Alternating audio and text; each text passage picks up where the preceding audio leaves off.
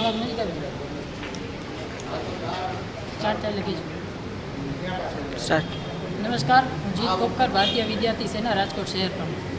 તારીખ 18 જૂન 2024ના રોજ ગાંધીનગરમાં ટેટ પાસ થયેલા ઉમેદવારો જ્યારે કાયમી ભરતી થવાની માંગ સાથે એકઠા થયા હતા અને શાંતિપૂર્વક રજૂઆત કરવા આવેલા હતા, ત્યારે પોલીસ દ્વારા તેઓને બળપૂર્વક તેઓની અટકાયત કરવામાં આવી છે.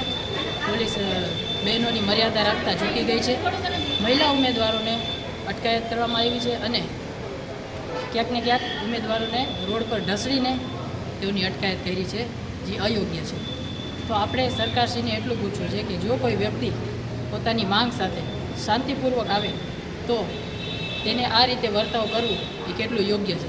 સાથે સાથે અમારી સરકારને માંગ છે કે આ ઉમેદવારોને વહેલામાં વહેલી તકે કાયમી કરવામાં આવે, જેથી કરીને રોજગારીનું પ્રમાણ વધે, વિદ્યાર્થીઓને તેમનો હક મળે અને ગુજરાતનું ગૌરવ વધે.